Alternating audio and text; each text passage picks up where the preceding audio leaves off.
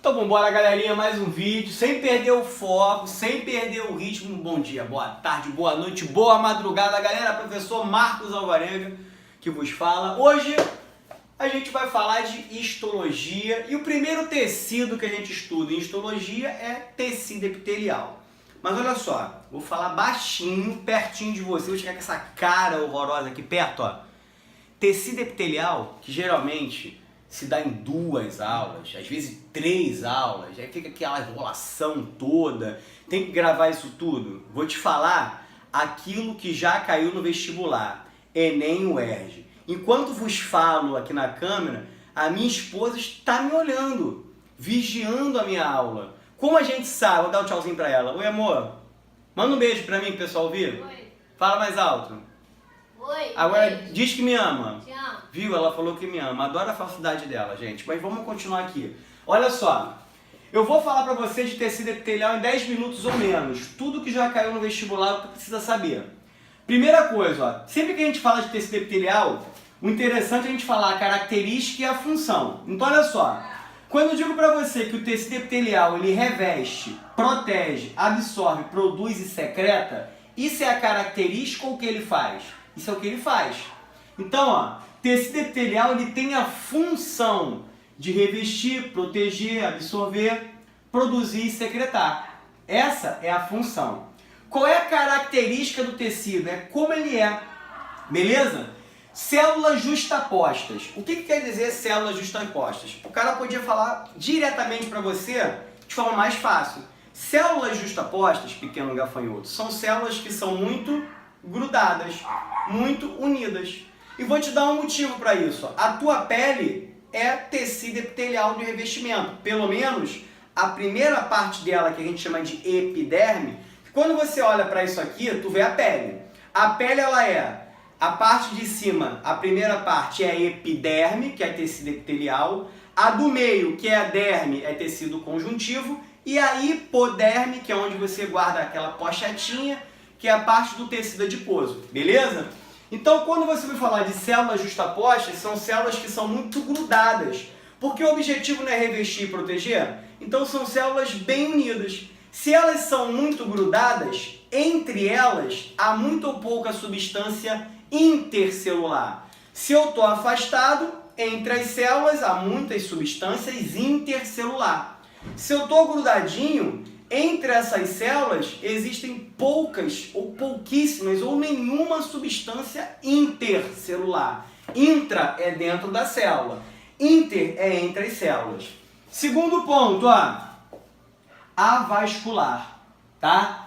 Esse tecido que você está vendo aqui, o tecido epitelial, é um tecido que não chega sangue até ele. Só que ele é um tecido vivo e todo tecido vivo precisa de oxigênio e nutrientes. Pô, professor, mas olha só, quem transporta oxigênio e nutrientes é o sangue. Tá me dizendo que não chega sangue nele? Exatamente. Mas olha só, o fato da comida não chegar até você não quer dizer que você não vai comer. Porque olha só, tu tá com fome, mas a comida não chega até você. Mas ela pode chegar até mim e eu servir você, pô. Não pode? Então olha só, o tecido epitelial, ele não recebe diretamente o sangue.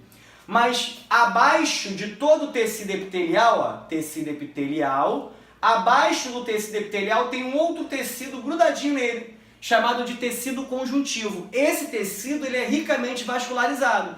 Significa que os capilares sanguíneos chegam até o tecido conjuntivo, entregam a ele oxigênio e nutrientes. E o tecido conjuntivo, por um processo chamado de difusão, que a gente vai falar disso, vai passar nutriente e oxigênio para o tecido epitelial. Portanto, mesmo sendo avascular, quem nutre o tecido epitelial é o tecido conjuntivo. E aí você pode pegar o tecido epitelial e classificar ele em tecido epitelial de revestimento e tecido epitelial glandular. Adivinha só qual é a função do tecido epitelial de revestimento? Revestir e proteger. E absorver. Pô, professor, proteger e revestir eu entendi. Agora, o tecido epitelial tem função de absorção? Claro que tem. Vou te mostrar.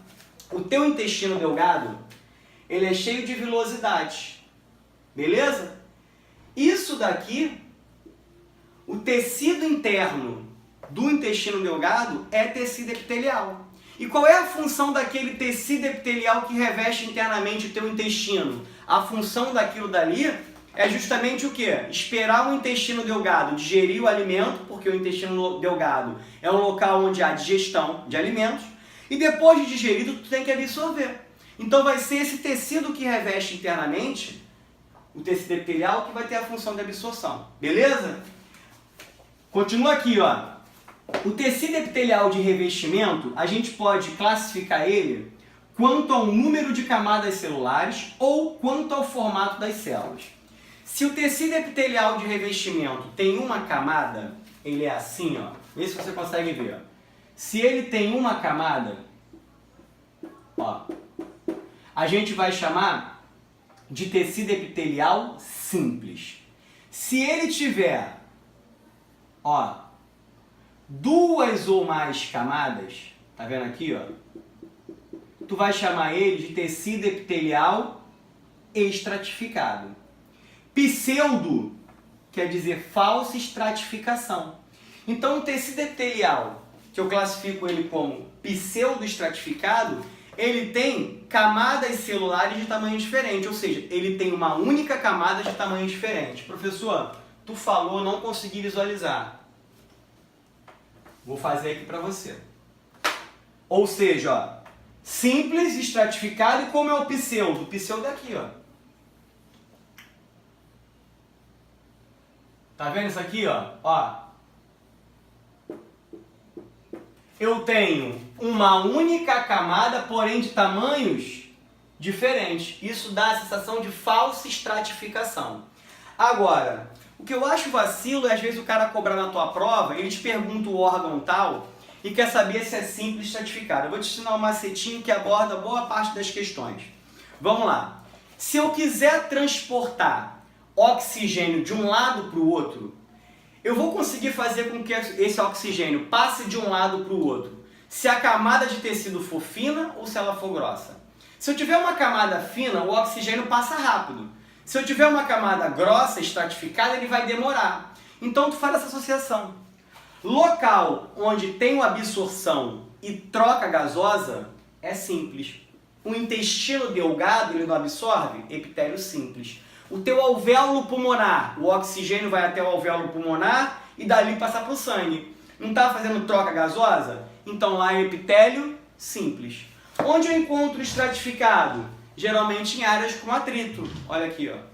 A minha pele é estratificada. O pseudo-estratificado eu costumo encontrar na traqueia, por onde vão sair os cílios ali, a partir desse tecido, tá? Quanto ao formato das células, a célula pode ter formato pavimentoso. Formato pavimentoso é... Como é esse formato? O formato de um ladrilho que a gente bota no chão, bota na parede, ou seja, achatado e meio que quadradinho, é pavimentoso. Cúbico, formato de um dado. Prismático, de um prisma. Esse aqui que me interessa falar para você, ó. O que é um epitélio de transição? Um epitélio de transição é aquele que não tem forma definida. A forma dele vai variar de acordo com a contração e dilatação do órgão. Por exemplo, ó, teu estômago dilata e contrai, epitélio de transição. Tua bexiga dilata e contrai, epitélio de transição. Pô, professor, entendeu? Entendi? Entendeu. É isso. Tranquilo. Tu perde 2, 3 aulas, 2 horas cada aula para ver isso aqui. Isso que te interessa. Agora, tu vai anotar aí, ó. Bizu, IPC, caveirinha. Geralmente no colégio, quando a gente vai fazer prova e vai cobrar tecido epitelial, o foco é isso aqui, as glândulas. Às vezes característica e função, mas isso aqui é para vestibular e para prova do teu colégio, para a tua vida. Então olha só. Glândulas endócrinas. Anota. Sai do celular. Glândula endócrina. A glândula endócrina, ela vai produzir. A função do tecido epitelial glandular é produzir e secretar. Produzir e secretar alguma coisa. Se eu estou falando de uma glândula endócrina, a glândula endócrina ela sempre produz hormônio. E esse hormônio, ele é lançado diretamente na corrente sanguínea. Só que para essa glândula lançar o hormônio na corrente sanguínea, ela simplesmente produz e lança. Ela não vai através de um canal. Então, ó, glândula endócrina produz os seus hormônios e libera na corrente sanguínea sem auxílio de dutos, de canais. Ela produz e já cai direto no sangue. Quais são? Tireoide, paratireoide, hipófise, suprarrenal. A exócrina. A glândula exócrina também produz alguma coisa. Só que esse alguma coisa que ela produz não é hormônio. E exo é fora. Então a glândula está dentro do meu corpo e ela tem que jogar para fora. Ou seja, ela vai produzir essa alguma coisa que não é um hormônio e através de um duto ou de um canal vai jogar para fora do nosso corpo, para a superfície de um epitélio. E aí eu tenho, ó, a glândula lacrimal, a glândula salivar, a glândula sudorípara, a glândula sebácea. Nada disso que eu estou falando é hormônio, são secreções, tá? E a glândula mista, ou mesócrina, ou merócrina, ou anfícrina. Essa glândula, ela tem as duas funções, função endócrina e função exócrina. Vou te dar um exemplo. Ó. Pega o pâncreas. O pâncreas, quando ele está produzindo o hormônio insulina e glucagon, ele está atuando como glândula endócrina. Porém, quando ele produz o suco pancreático, que é um complexo enzimático, ele não pode produzir isso e largar no teu sangue. Ele tem que produzir e, através de um canal, jogar isso dentro do teu intestino delgado. Aí ele assume função exócrina. Testículo, produziu testosterona, que é um hormônio, função endócrina. Produziu espermatozoide, vai para fora do seu corpo, função exócrina. Ovário, produziu estrogênio e progesterona, endócrino. Produziu o ovócito, jogou na tuba uterina, exócrino. Acabou, galera. Tu aprendeu tudo que você precisa de tecido epitelial para a tua vida, para o teu vestibular, para a tua prova, em 10, 15 minutos. Beleza? Então, galera, espero que vocês tenham gostado da aula. Se você curtiu, dá o like, assina o sininho para estar recebendo as notificações. Em breve vou estar mostrando material voltado para o Enem para vocês e vou deixar o e-mail abaixo depois do vídeo. Quem quiser, depois para entrar em contato comigo. Mas isso é daqui a pouquinho, beleza? Então, como sempre, fica de olho no quadro, enquanto eu dou aquela famosa voltinha. Beijo na alma, galera. Ó, tamo junto, vamos focar, não perde o ritmo. O vestibular é isso mesmo. Você que quer cursos bastante concorridos, não desiste, você vai conseguir e vamos que vamos. Tamo junto.